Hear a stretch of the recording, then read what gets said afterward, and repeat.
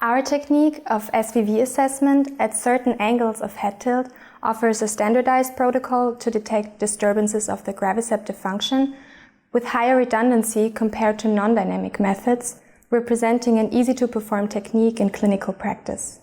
The main advantage of this technique is its higher information content and its simple clinical applicability. As shown in our manuscript, this technique has already been applied for the detection of treatment response to botulinum toxin in patients with cervical dystonia.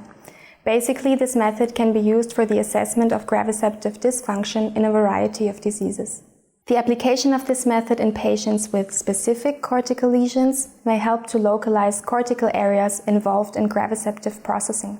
Fixation of the patient's head at the desired angle is crucial for the method. To further avoid biased data, we recommend a randomized protocol considering tilt angle to avoid a learning effect.